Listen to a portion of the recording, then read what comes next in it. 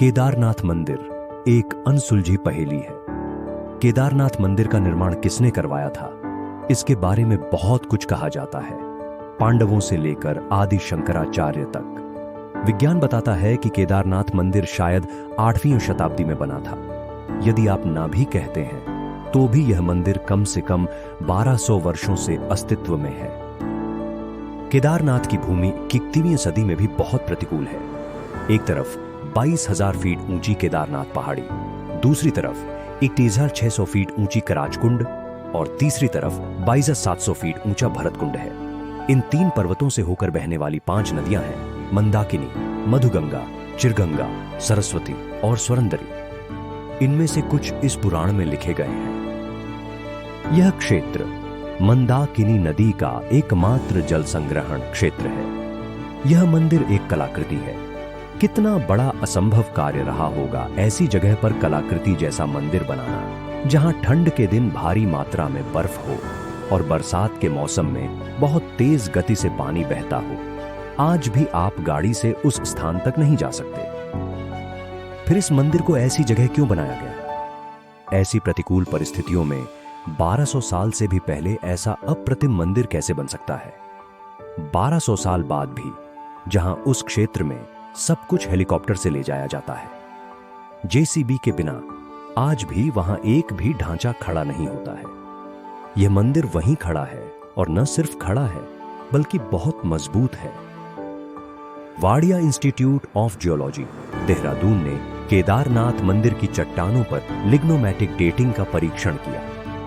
यह पत्थरों के जीवन की पहचान करने के लिए किया जाता है। परीक्षण से पता चला कि मंदिर 14वीं सदी से लेकर 17वीं सदी के मध्य तक पूरी तरह से बर्फ में दब गया था। हालांकि मंदिर के निर्माण में कोई नुकसान नहीं हुआ। 2013 में केदारनाथ में आई विनाशकारी बाढ़ को सभी ने देखा होगा। इस दौरान औसत से 375% अधिक बारिश हुई थी। आगामी बाढ़ में 548 लोग, सरकारी आंकड़े, मारे गए और 8400 गांवों को नुकसान पहुंचा। भारतीय वायुसेना ने 1,10,000 से ज्यादा लोगों को एयरलिफ्ट किया। सब कुछ ले जाया गया।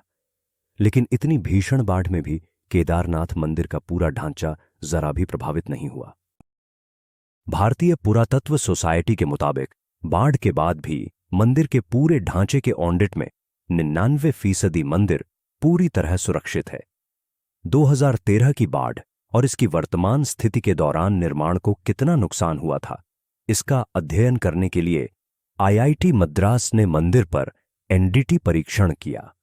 साथ ही कहा कि मंदिर पूरी तरह से सुरक्षित और मजबूत है। केदारनाथ मंदिर उत्तर दक्षिण के रूप में बनाया गया है, जबकि भारत में लगभग सभी मंदिर पूर्व पश्चिम हैं। विशेषज्ञों के अनुसार यदि मंदिर पूर्व पश्चिम होता तो पहले ही नष्ट हो चुका होता या कम से कम 2013 की बाढ़ में तबाह हो जाता। लेकिन इस दिशा की वजह से केदारनाथ मंदिर बच गया है। मंदिर के इन मजबूत पत्थरों को बिना किसी सीमेंट के एशलर तरीके से एक साथ चिपका दिया गया है। इसलिए पत्थर के जोड़ पर तापमान परिवर्तन के किसी भी प्रभाव के बिना मंदिर की ताकत अभेद्य है। क्या केदारनाथ उन्नत भारतीय वास्तुकला का ज्वलंत उदाहरण नहीं है? 2013 में मंदिर के पिछले हिस्से में एक बड़ी चट्टान फंस गई और पानी की धार विभाजित हो गई। मंदिर के दोनों किनारों का तेज पानी अपने साथ सब कुछ ले गया, लेकिन मंदिर और मंदिर में शरण लेने वाले लोग सुरक्षित रहे, जिन्हें अगले दिन भारतीय वायुसेना ने एयरलिफ्ट किया था। सवाल यह नहीं है कि आस्था पर विश्वास किया जाए या नहीं, लेकिन इसमें कोई संदेह नहीं है कि मंदिर के निर्माण के लिए स्थल, उसकी दिशा, वही निर्माण सामग्री और यहां तक कि प्रकृति को भी ध्यान से विचार किया गया था, जो 1200 वर्षों तक अपनी संस्कृति और ताकत को बनाए रखेगा।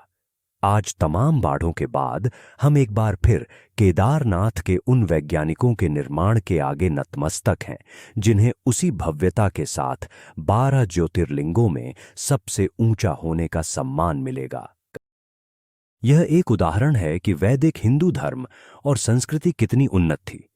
उस समय हमारे ऋषि मुनियों यानी वैज्ञानिकों ने वास्तुकला, मौसम विज्ञान, अंतरिक्ष विज्ञान आयुर्वेद में काफी तरक्की की थी।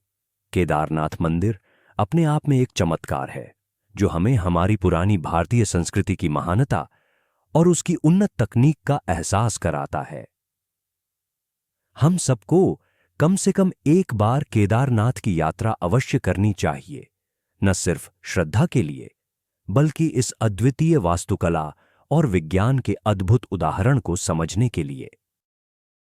धन्यवाद ये वीडियो देखने के लिए। जय भोलेनाथ।